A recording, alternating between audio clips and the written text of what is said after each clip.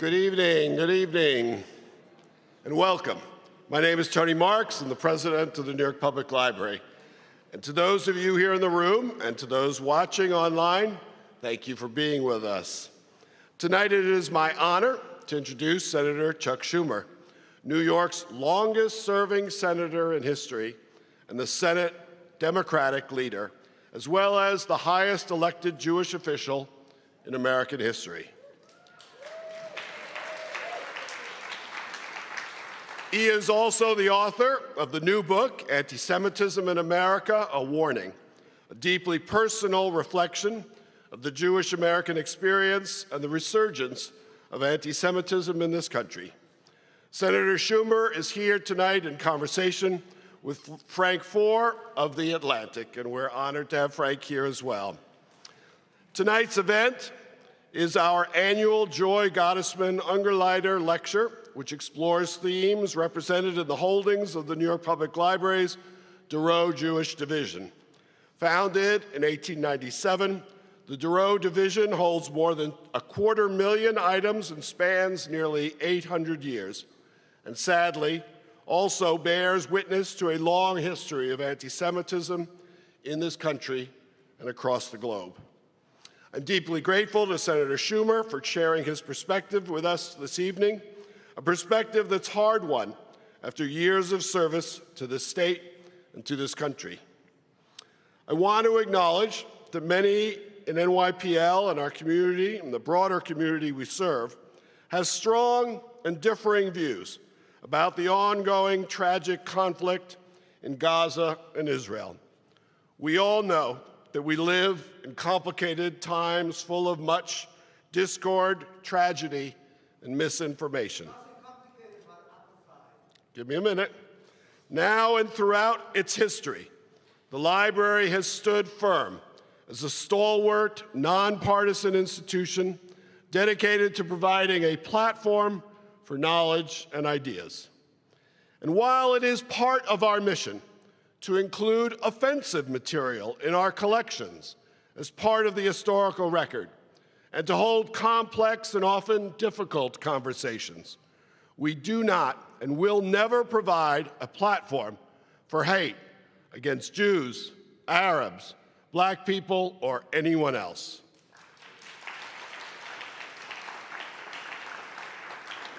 To be clear, criticism of Israeli state policies or those of any other state should not be confused with racism or anti-Semitism. We must hold two truths. We must hold two truths: the dangers of anti-Semitism and the horrors in Gaza together. This ability to hold multiple truths is part of the library's DNA, and it is what we stand here for, to bring people together and create spaces where information, learning, and ideas can be shared freely.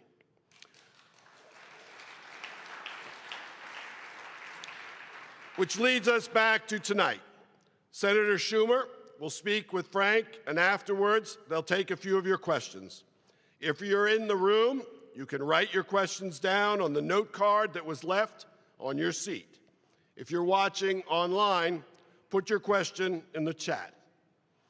And I must remind the audience this evening that critical questions of the speakers are fair game, but interrupting the presentation is not. Live from NYPL is made possible by the continuing generosity of Celeste Bartos, Manaz Espahani Bartos, and Adam Bartos. And of course, we couldn't do any of it without all of you here. Thank you for your support. And now please join me in welcoming Frank Foer and Senator Chuck Schumer.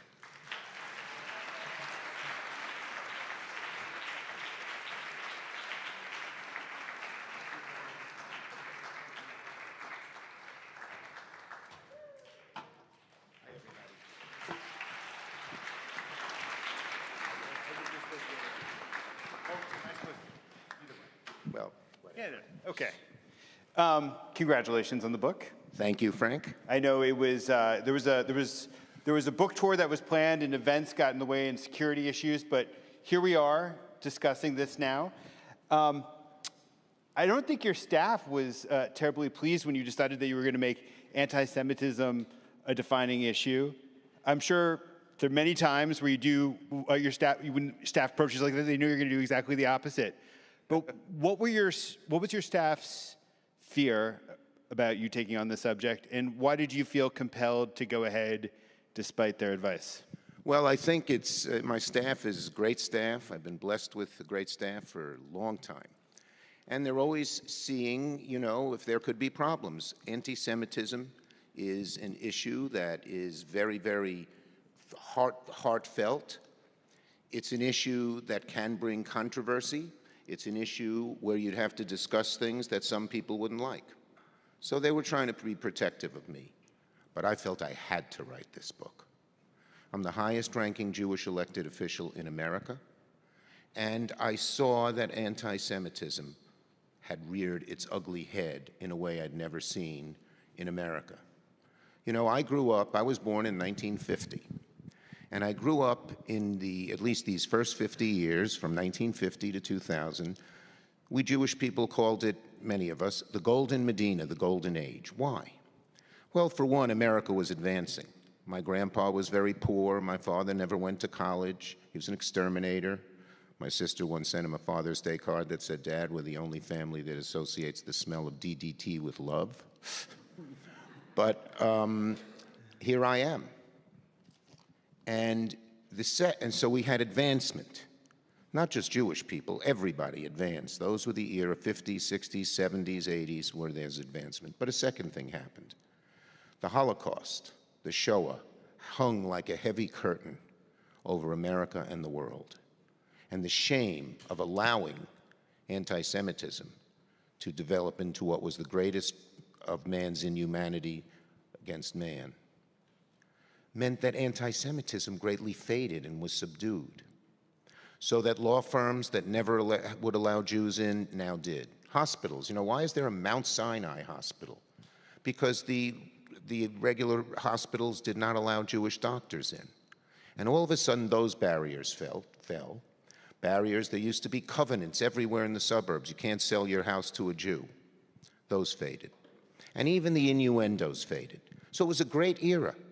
And we Jews were very proud of so many different things that were happening in America. And we felt that America was just the golden era for us. It all began to change in 2001 with 9/11. And the history of anti-Semitism shows, as I illustrate in the book, whenever there's trouble, somehow anti-Semitism raises its ugly head. And so the bottom line is very simple. In 2001, there were these theories that went everywhere that said, oh, all the Jews left the towers because it was a Jewish conspiracy. But, okay. In 2008, it got worse. The international financial conspiracy caused the great meltdown, led by, many would say, George Soros. But it really still was tolerable, and tolerable is the wrong word. It really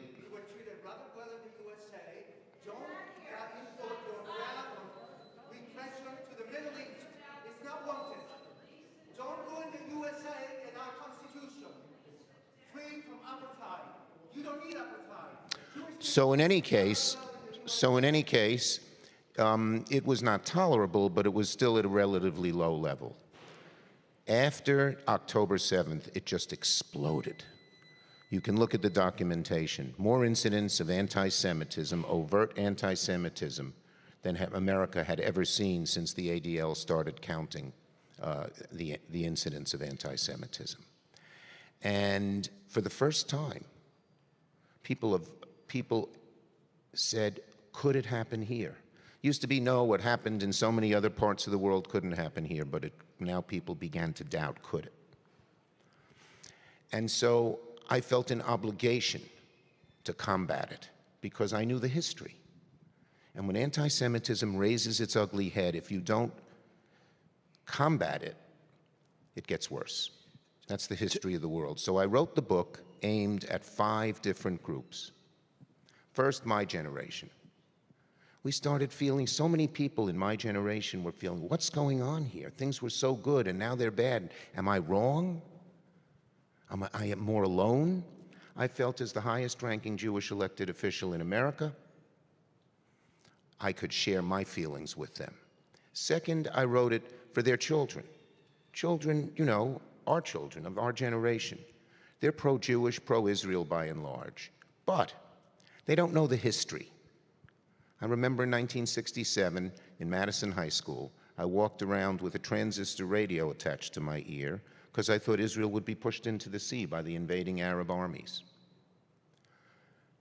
They should learn that history. Third, I aimed it at Christians, non-Jews, who were pro-Jewish, pro-Israel, but they often wondered why.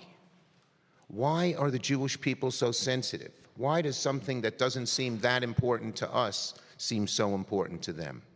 And I thought the history, the long history of anti-Semitism would help there. Fourth, I wrote it at the Jewish left. There's anti-Semitism. I have a chapter in the book, anti-Semitism on the right, anti-Semitism on the left. And believe me, I've experienced it on the right. After January 6th, that day, I was within 33 of the protesters. You know, the insurrectionists. They weren't protesters. They were nasty insurrectionists. I resent the fact that they're being pardoned now. But in any case, one of them looked at me and said, "There's the big Jew, let's get him." And one of them wore a sweatshirt that said 6 MWE, 6 million wasn't enough. So it's been there on the right, but all of a sudden it exploded on the left. And not just, I mean, it's perfectly legitimate to criticize Israel, I have, but it crossed the line between being against what Israel does and being against the Jewish people and all kinds of incidents and abhorrent things happening to Jewish people. And the fifth group I wrote it for, the young people. There is such ignorance, such ignorance. 20% of people under 30 think the Holocaust was a myth that was made up by the Jews for sympathy, and another 50% don't even know that it occurred. And the publisher I chose is expert at getting books into schools, into colleges. When I was when I grew up, everyone read The Diary of Anne Frank because people had to be learning about the horror of the Holocaust. I'd like this book to be in schools so that the young people would learn the history of anti-Semitism and how, as Conor Cruise O'Brien, the great Irish poet, said, it's the frontispiece of my book, he said, anti-Semitism is a light sleeper. It's sleeping all too lightly now. So as you've gone out and you've talked about anti-Semitism, do you have a sense of why it fell out of the pantheon of other hatreds that used to be completely socially unacceptable? Why isn't it, stitched together into that other set of bigotry that we all consider to be beyond the pale? Yeah, well, I think because it's just rapidly increased so much that many people are not paying enough attention to its danger and its rapid increase. Racism has always been the poison in America, and we know all about, particularly against African American people. But a lot of people, including a lot of the audiences I wrote the book for, are unaware of how virulent it's become, how prevalent it's become, and how the opposition to what Israel does, which is perfectly fair and legitimate and not anti-Semitic, is not, yeah, okay. And weaponizing, deflecting, so you can commit genocide. Genocide is your legacy. That's what he said. What he just said is anti-Semitic.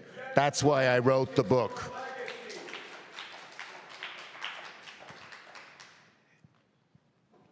So in any case, that's the bottom line is very simple. And that is it's had a dramatic rise and needs combating. And, I'm the highest ranking Jewish elected official in America ever. And when I thought about it, I first gave a speech about anti-Semitism, particularly on the left, on the floor of the Senate. But it wasn't enough. And I couldn't live with myself if I didn't write this book. It's a very personal book, but I think it's going to be very educational for people as more and more people read it. And I sort of felt a little like when God told Moses he was going to lead the Jewish people, Moses said, "Why me? Aren't there better people?" That's how I feel. Why me? There are probably better people at it. I'm no Moses. I'm no Maimonides. I'm no any of that. But I felt I was in a unique position, and I felt an obligation to write the book. All right, so Thousands of children are dead because of you. Israel murders a child every 45 minutes on average. You send them billions to butcher families. To butcher families while people sleep on the street. You are a disgrace to New York City. A disgrace to humanity. You're a genocidal monster. And you will never wash your hands of Palestinian blood. Long live Palestine. maybe it's a good time to talk about illiberalism and some of the problems in our political culture which are kind of underlying, I think, a lot of the rise of this, that we can't sit and have conversations across political difference in our country right now, that everything escalates to a level of hyperbole and personal accusation. How much is that contributing to this surge that you're describing? Well, I think it has. I think the idea that whoever...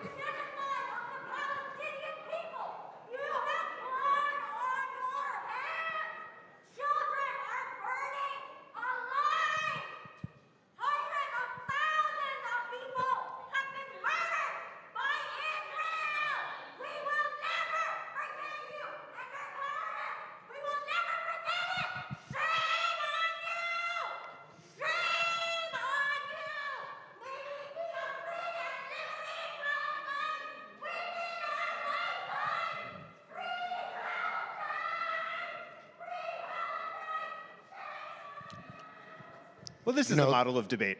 Yeah, we do not debate anymore, and we just try, when someone has a different point of view than you, scream it down, disrupt, etc. And that's all too frequent in our society, not only on this issue, but in too many.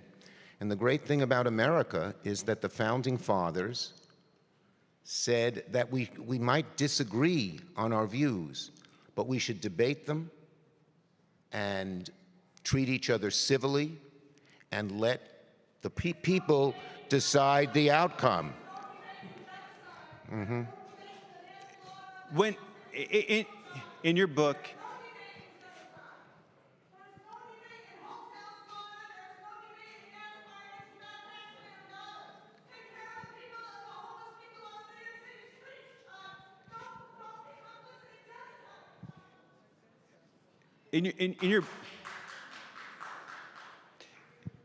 in your book, you talk. There's a section about anti-Semitism on the right, and another section about anti-Semitism on the left. How do you evaluate the relative threats that those anti-Semitisms pose? Yeah, okay, that's a good question. They're different. Anti-Semitism on the right has been there for a long time, and Jewish people naturally suspect that the hard right people on the hard right may harbor anti-Semitism. As I mentioned, many of the people who invaded the Capitol on January 6th had anti-Semitic. Another one wore a sweatshirt said, talk about Auschwitz. And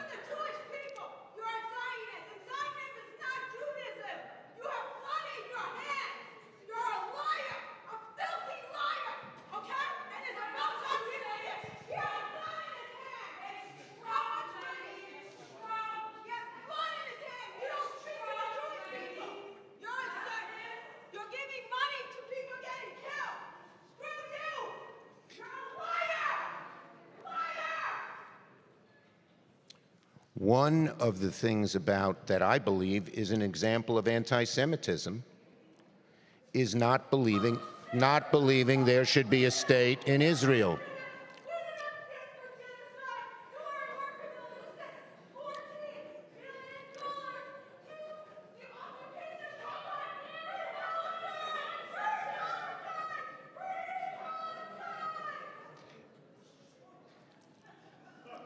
Okay. No, let me make this point. I think it's an important point, and I make it in the book. To be anti-Zionist, to not believe in the state, that the Jewish people should have a state, in my view, is a form of anti-Semitism. And let me explain. I'll give you an incident that's in the book. That's in the book. The bottom line is, you see, these folks don't believe in free speech. It's the heckler's veto. It's happening. It's the heckler's veto is happening. That's what most Americans don't like. People can have different views. And as I said, I've been critical of Israel, of Netanyahu, in a number of ways. But there has to be a dialogue, okay? But let me just finish about Zionism. Okay, so I was at Harvard in the 60s, and there was a very hard left movement, SDS, PLP. They weren't anti-Semitic.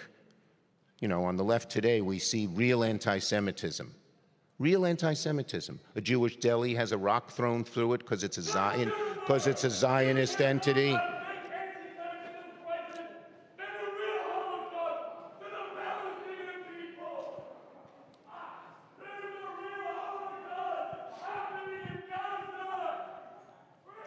So anyway, we invited, so the SDS-PLP, which was the hard left organization, was against Israel. Stop Zionist imperialism.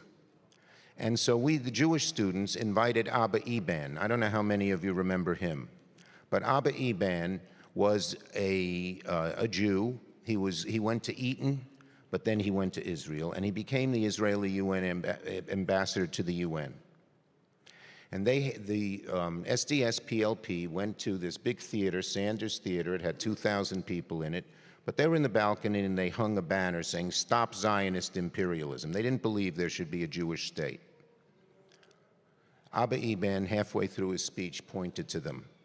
And he said, "I want to talk to you up there in the gallery." He said, "You know, Jews, there's been a double standard against the Jewish people for millennia. Everyone could be a farmer, not the Jew. Everyone could be. Everyone could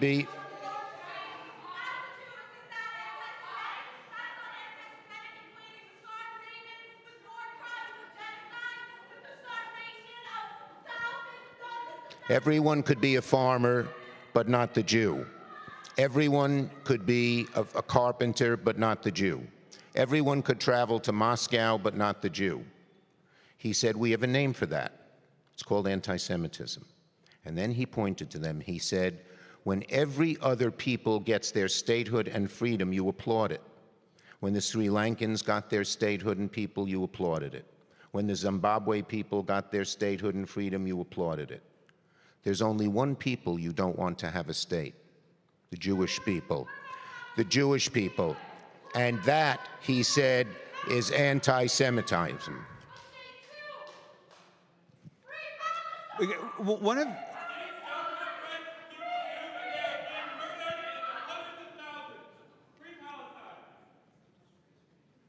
as you're watching, I happen to believe, if you read the book, there ought to be two states, a Palestinian state and a Jewish state, okay?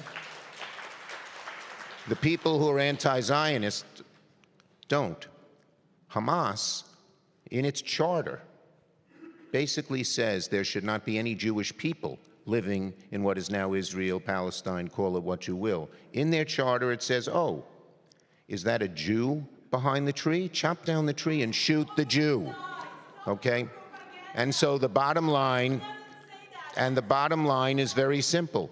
Hamas does not believe there ought to be two states, and if you don't believe, in my view, if you believe that every other people should have their own state, but the Jewish people should not, that is anti-Semitic. There are many more overt symbols of actions of anti-Semitism as well. And what's happened, and this is the nub of it all, particularly on the left, the anger at Israel, which we saw here, bleeds into just hatred of Jews. So you may remember some fellow went to a subway car and said, "All Zionists get off the train." He didn't mean Zionists, he meant Jews. At Harvard, there was a protest in the library, in the Widener Library, and there were all kinds of signs, and everyone was occupying the desks, and it was intimidating. But then, after that, and that was very, very wrong. But after that, Harvard always had a menorah, a symbol of Judaism. In fact, our teachings tell us to keep the menorah in your window during Hanukkah. The protesters would not allow the menorah to stay. It had nothing to do with Israel. So it's happened over and over again. Jewish students with yarmulkes, they don't know their views, are harassed or hit. What's happened on the left, and this is very regrettable, and it's not most people. The vast majority of protesters, I don't think, harbor any anti-Semitism at all. But in too many instances, it has bled into anger at all the Jewish people. And then there's another issue which is related. This idea that the Jewish people are oppressors. It just doesn't look at history. And the idea that Israel is an oppressor colonialist state, Jews have lived there for thousands of years, and a majority of Israel is actually non-Jewish, non-white rather, because half of the people came, or many of the people came from Arab nations. And when the UN had a partition, most people don't even know about the partition anymore, particularly the younger people, where the UN said there should be a Jewish state and a Palestinian state. So it is true, 700,000 people from the Palestinian side had to move, or actually were kept in camps by their Arab neighbors. But 650,000 Jews who were persecuted in Arab lands went to Israel. Israel is a state of peoplehood. And to just call it an oppressor state, it ignores the entire history of the Jewish people and what's happened there in the Holy Land for centuries. You've already begun to articulate this, but could you provide a little bit more of a user's guide about when criticism of Israel slips into anti-Semitism? Because I think for a lot of people, obviously, it's very fuzzy. And I think, as you probably see, there's a lot of well-meaning people who end up slipping into old patterns, sometimes probably without even realizing that they're slipping into these patterns. Okay, so let me say a few things. First, it can slip into overt anti-Semitism, just hatred, anger at anything and anyone Jewish. I'll give you an example in my book. There was a Jewish day school playing basketball up in Westchester. And one of the people on the other team, obviously not Jewish, said, "You fucking Zionists, we're going to beat you in this game." This girl was at a Jewish school. They didn't know what her position was on Israel. So there's instance after instance after instance with overt hatred, anger, physical harassment of Jews because they're Jewish. There are other things that are also very troublesome. How about the expression, "by any means necessary"? Does that mean kill all the Jews? And, in our society, correctly, we've heard about dog whistles. There are certain expressions that you don't use because they might imply some real bigotry and racism. That's one of them. I'm not saying everybody who uses it is a bigot, but it's we are not sensitive enough to those particular issues.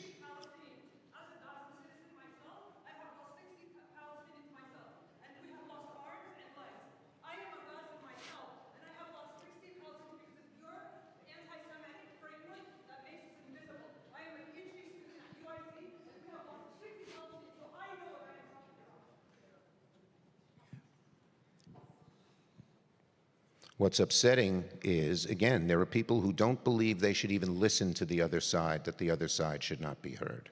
My book, and I urge you to obviously read it, but send it to other people so they hear the other side of the story, which I think is the side that I think has lots of truth and honesty in it. Why do so many of the criticisms against you in this instance get personalized in this sort of way?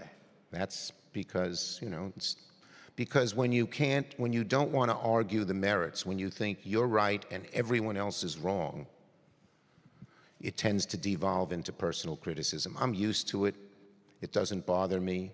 I knew when I wrote this book that I would get some criticism. That's probably the opening question. Why my staff? And yeah.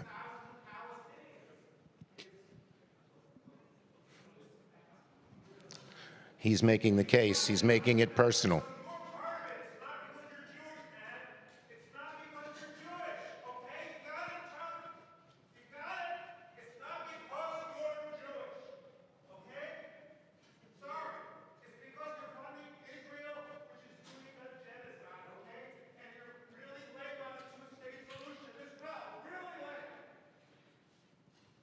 He disagrees. I guess lame is the term of art. So I don't even remember where we were. Why it gets personalized against you. Yeah. But that's not just true of this argument. Read what the Trump people say about me. It's often very personal as well. And when you're in political life, you have to accept that. I went into political life because I wanted to do good for people. And I wanted to make the world a better place. And I have a record, I think, that shows that in many, many, many different ways.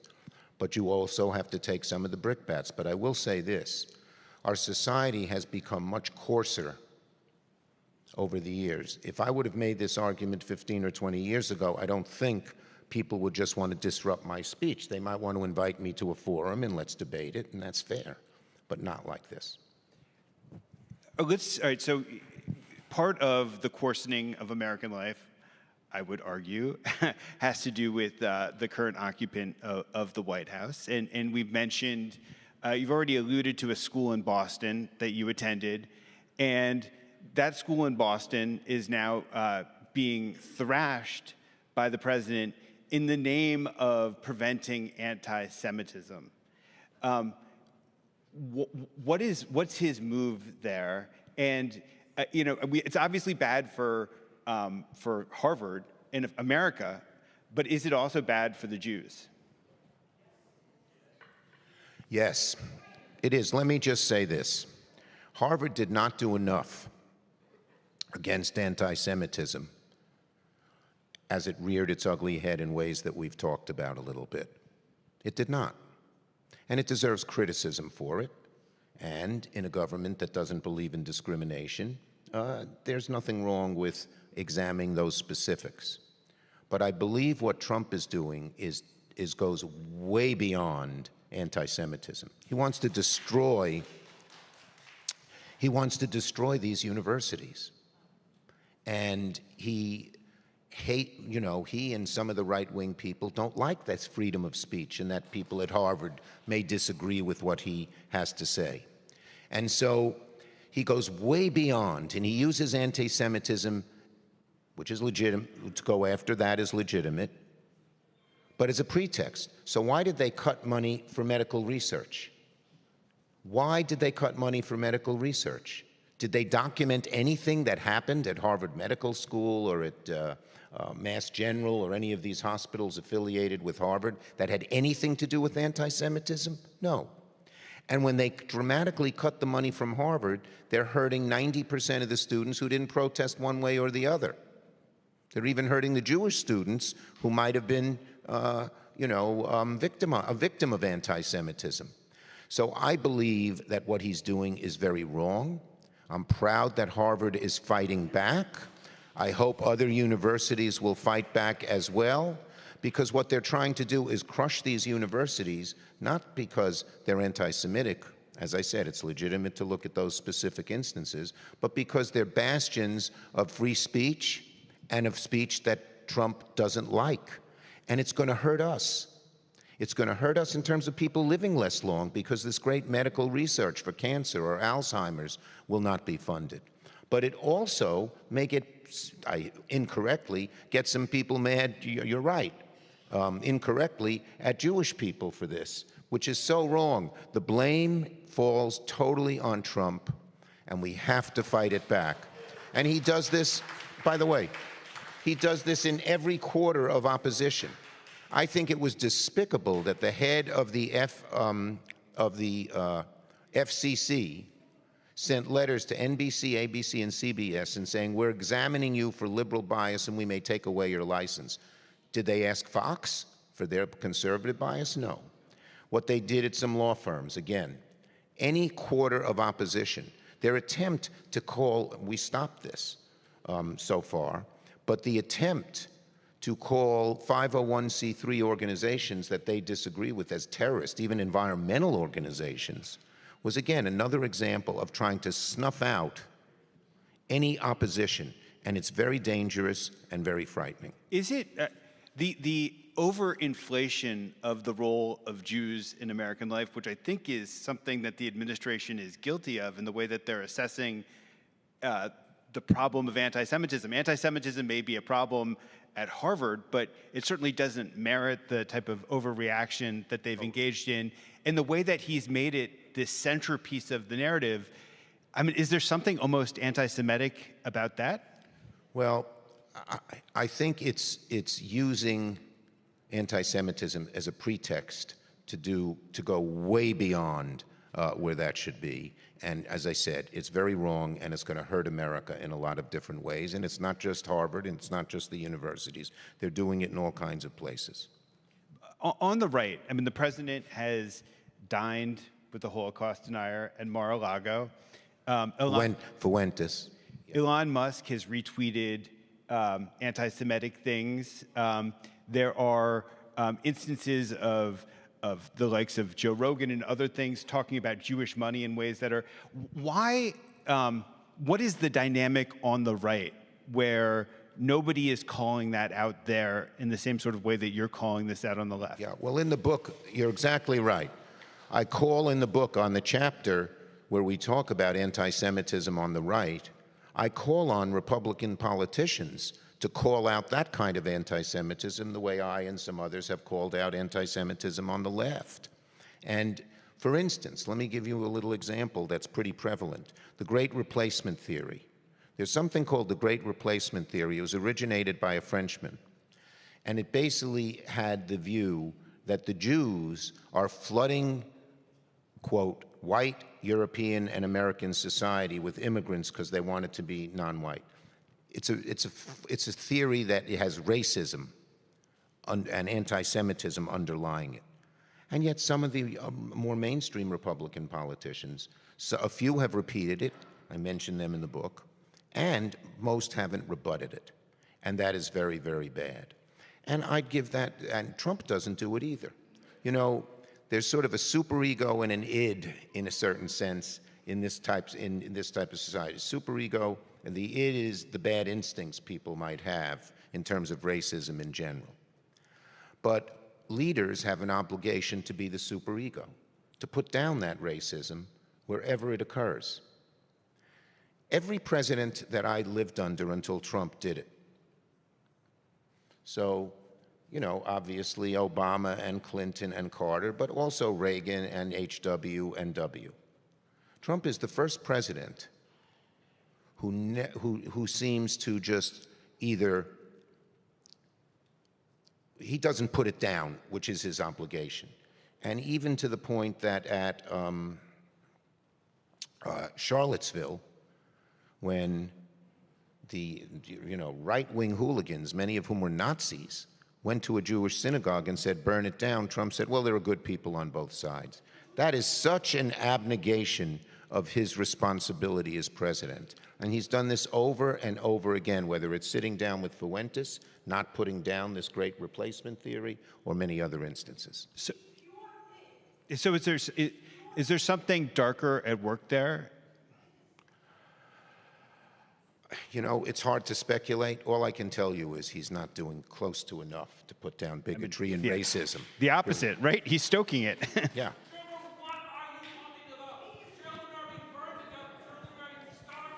So,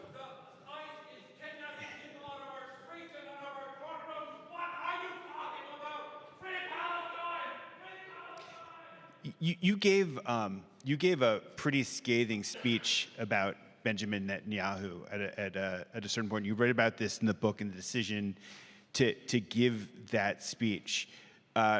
Talk about what motivated you, Yes. and did it have? Were you able? I mean, clearly you weren't able to move the needle politically in Israel with that speech, and you got a lot of blowback from it. Yeah, but I got a lot of support from, the mainstream leaders. Yeah. People like Lapid called me up and complimented me in the speech and said it did help. Yeah. So, what did you learn from? Well, why did I give that speech? Yeah. Look, I believe strongly there should be an Israel, and Israel needs to be defended, and it has lots of enemies like Iran, and we can't just, if we were to abandon Israel and let Iran take over the whole place, that would be very bad. But I also thought there ought to be 4 goals in terms of what Israel had to do in response to the horror of October 7th.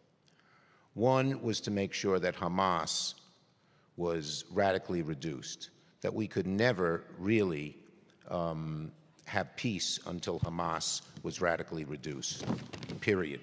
Second, I thought the hostages all ought to be freed. But third, I said that Israel ought to conduct itself in a way to do more to minimize civilian casualties. And fourth, they ought to make sure aid gets to Israel. So it's sort of a funny, it's a position that I felt strongly, and lots of my Jewish friends, colleagues, and just society were grappling with the fact, could you still be pro-Israel, even if you disagreed with some of Netanyahu's policies? And people were wrestling with that. And again, I felt as a Jewish leader, I had an obligation to show you that's perfectly okay. In fact, that's how I feel.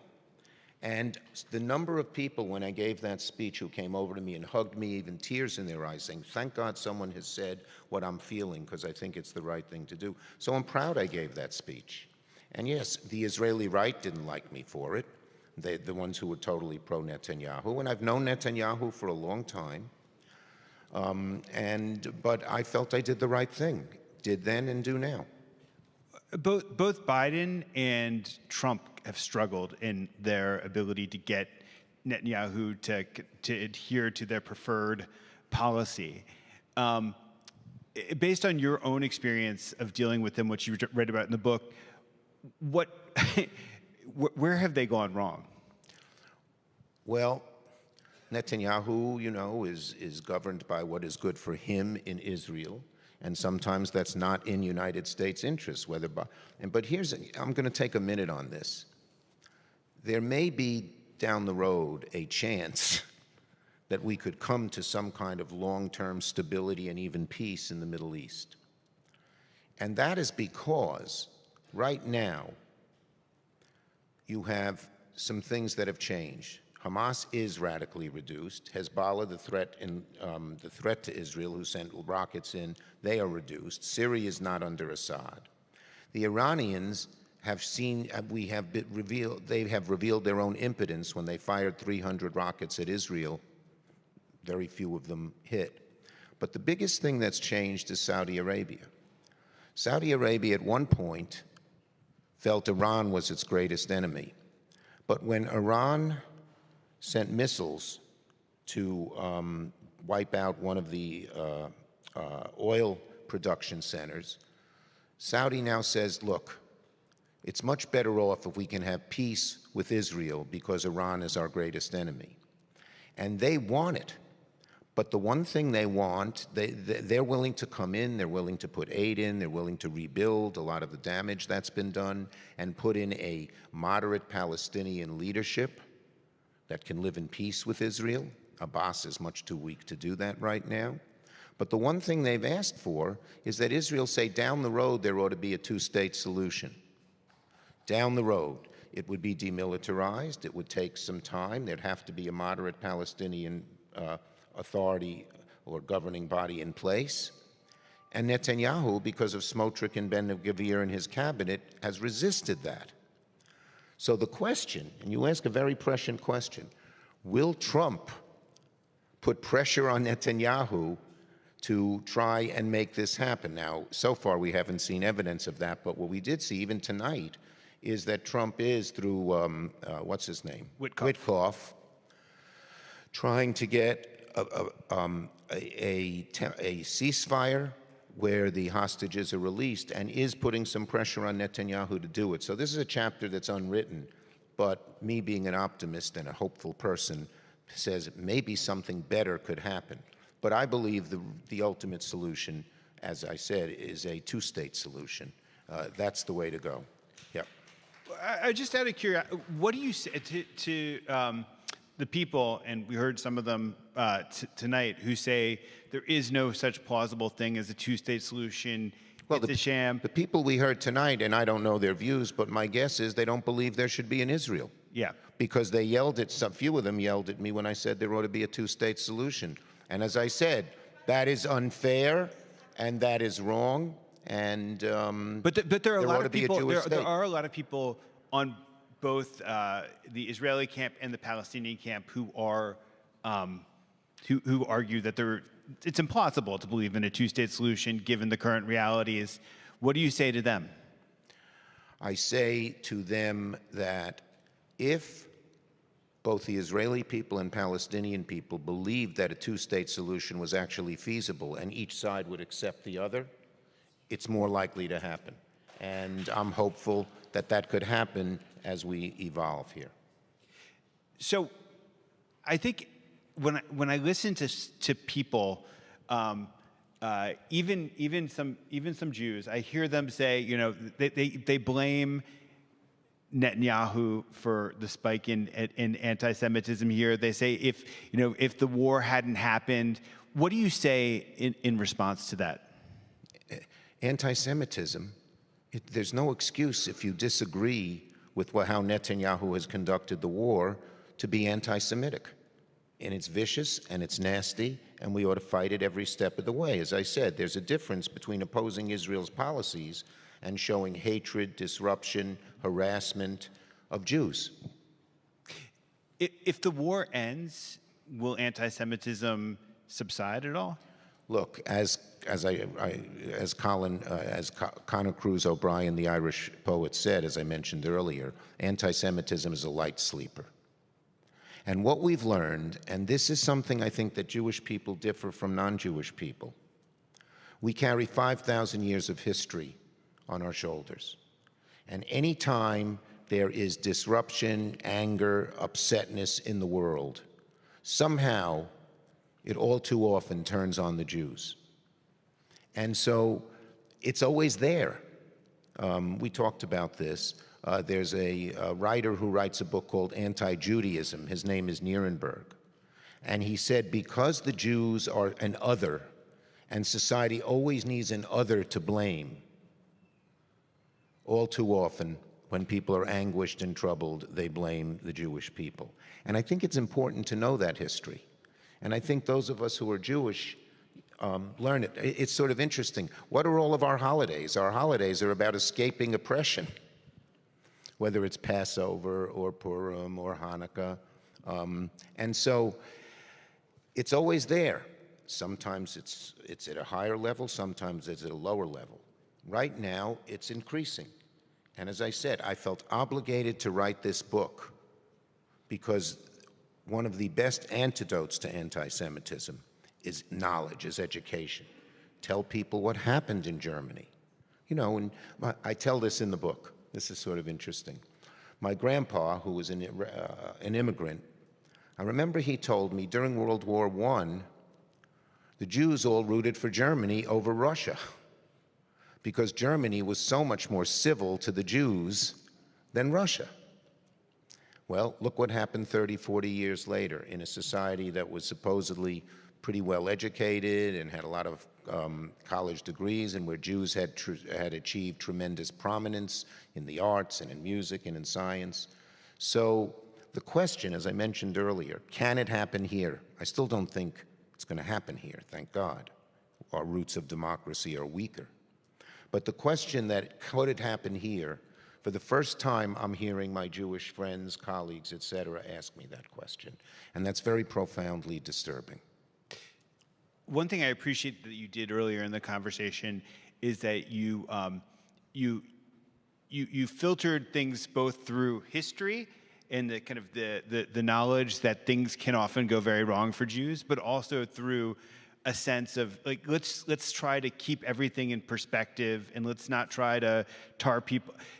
If you were to try to describe within the Democratic Party or within the left the extent of the problem of anti-Semitism, do you think you could describe that in a precise sort of way that doesn't overinflate the problem? I don't think it's in the Democratic Party. In fact, my Democratic caucus is strongly pro-Israel. Even those who might disagree with some of Netanyahu's policies believe we have to support Israel. That's very, very strong in my caucus. I think this is a difference among some of the, and I think many of the people who protest, particularly the younger people, aren't at all anti-Semitic, but they're upset about what's happening and disagree with the policies of Israel. So but I do think there's a group on the hard left, who don't believe in a Jewish state, and too many of them, not all, maybe not a majority, but too many, let their anger at Israel cross the line and become anti-Semitism. That's the bottom line. And that's what I'm trying to fight and combat. And it is a more subtle point, because you can't say everyone's anti-Semitic or no one's anti-Semitic, but it really needs careful analysis and study. And that's I think if you read the book that I wrote, you'll see that I've thought about it a lot, and I think give people some answers and some direction, even though it's a complicated issue. All right, a couple questions here. One asks, do you think social media has made anti-Semitism worse, and why? Yes. Okay, I write a whole chapter in the book on change and technology and how it affects anti-Semitism.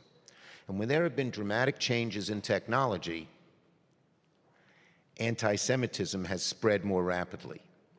Gutenberg invented the printing press in whenever it was, the 1400s or the early 50s, I can't remember, 1452? I don't remember exactly. But for the next 100 years, screeds of anti-Semitism, which now could be printed and circulated, spread throughout Europe, and anti-Semitism and massacres and pogroms greatly increased. Goebbels said that they would not have been able to create the Nazi state except for the radio. And Hitler went in and took over the radio stations and used it as his voice of propaganda. But the social media has made it even worse. The amount of anti-Semitism in the social media is dramatically disturbing. And I outline there, and this is a critique of the social media. And look, they've done a lot of good. I mean, you can't say it's another one of these gray situations. It's not either or. But I say 4 reasons that anti-Semitism has spread so much on the social media. The first is that it is aggregative. It's a hard word. What does that mean? Well, before the social media, if you were an anti-Semite and you were sitting in your room cursing out the Jews, that was one thing. You go on the social media and say, gee, there are 1,000 people like me, this must be okay.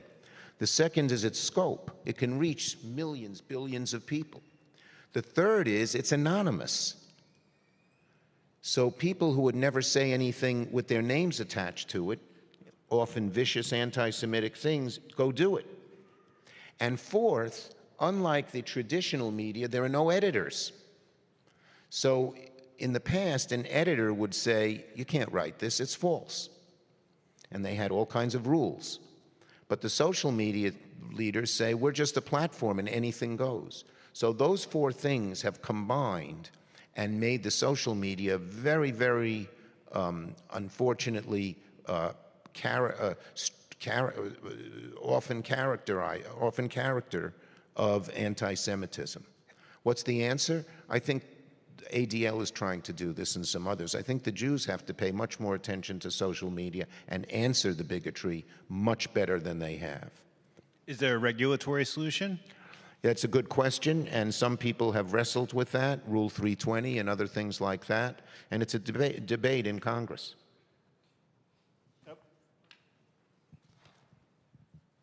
Another question asks, actually, we have time. We'll do 2 more. this was a question about your family's history and how it informs your view of a Jewish homeland. Okay. So my great-grandfather was a famous Jewish scholar in a place called Chortkiv in Eastern Europe. It was in Western Ukraine. It's about 3 hours south of Lviv. And he believed devoutly in the Bible. And the first commandment of God to man in the Bible is Peru Urvu, be fruitful and multiply. So he had 18 children, all with one wife. Okay? That's a lot of Schumers. Yeah. But the Jews were poor. And so, you know, they couldn't be a carpenter, they couldn't be a farmer. All they did was study, although when I said that, I told this Jewish story to my colleagues. I like them to learn these things. And Byron Dorgan, then a droll Norwegian American senator from North Dakota, said, he had 18 kids? I said, yeah. He said he wasn't just studying. The 3 youngest came to America, including my grandpa Jack. But the other 15 stayed there. And in 1941, when Hitler rolled into Western Ukraine, he came to this town, Chortkiv. He asked all the Jews to gather in the town square. So I don't know if all of them did, but a lot. And then he told my great-grandmother, the famous rabbi had died, but my great-grandma was still alive, and they said, gather your greater family on the porch. And about 35 people gathered on the porch, from elderly people in their 80s to 3-month-old baby. And then the Nazis said, you're coming with us. And she said, we're not going. They machine-gunned every one of them down in front of all the Jews in the town square. When I heard about what happened at BRE, I was in China. I had met with Xi to try and open up American markets, Chinese markets to American firms. And the Israeli ambassador, whose name was Ben Abba, came to me and told me what happened at the kibbutz BRE, that they took 100 people on the stage in some rec room, from the elderly to the babies, and they machine-gunned them all down. So I went right to Israel and told Israel, we have your back during this. It was the 2nd or 3rd day after the 7th. But our family's history, of course, resonates, unfortunately, in a bad way with some of the things, for instance, that happened on October 7th. Let's close out. If you could just reflect on this evening, and also you tell a story that it's a warning. The book is called Antisemitism in America: A Warning. Close on some sort of optimistic note that doesn't just make it a Jeremiah and just make it feel like there's a chance that we have some chance to avert this turn towards a liberalism and authoritarianism and anti-Semitism. Here's what I'd say, and this is broader. Anti-Semitism, when it happens, it's bad for all of America, and it's often the canary in the coal mine. That sounds optimistic. No. Oh, great. I'm going to finish, okay? So that's a bad thing, obviously. But here's what I believe, and this is not just, that's why I just said it, it's not just applied to anti-Semitism. I believe ultimately the roots of democracy are deep in the American people. And when you ask Americans what they're most upset about, what's happening with Trump, number one is economics, you know, cost and that. But number two is that he is defacing the rule of law. 61% of people say that. That's pretty strong and pretty deep, and that means some Trump supporters are saying that as well. So there's a deep feeling for democracy, and I'd say a second thing related to that. If you study history, the Founding Fathers created an amazing system of checks and balances. We'll see how it applies now. Obviously, we'll see what the Supreme Court does. But it usually doesn't fail us in the end. So I do have optimism, but only if we fight. What you find in societies like Hungary, like Turkey, is that if the public doesn't fight back, these would-be dictators. And Trump, in his own mind, he wants to be king, he said. It says, okay, and so, okay. And you catalyzed the genocide. It started with the Democratic Party. Biden, yes I can. Biden, Kamala Harris, you catalyzed this. You started, and you're writing a book of sophistry. It's sophistry. It's pure sophistry. You should be inducted in the Hague. He has a less optimistic view than I do. But there's one other thing I want to say here. I just want to thank, he's here, and he did an amazing job, but Josh Malofsky was my co-author, and he helped me. He was my speechwriter for years, but then he went on to other things, but he came back to help write this book, and his family is here. Raise your hands, I'd like to see. Thank you for being here, family. But Josh, thank you for the good work you do. And I also want to thank, it's my wife, Iris. She is an official at the New York Public Library. I'm glad no one mentioned her, just me. But she's a great lady and does a great job here. Thank you. Thank you, everybody, and I hope I was able, despite some of the disruption, to make some points that resonated with you. And I do hope and pray you'll read the book and get others to read the book. I think, again, I thought if every school child, high school kid, and college kid read that book, Antisemitism, read my book, Antisemitism would greatly decline. So please spread the word. Thank you.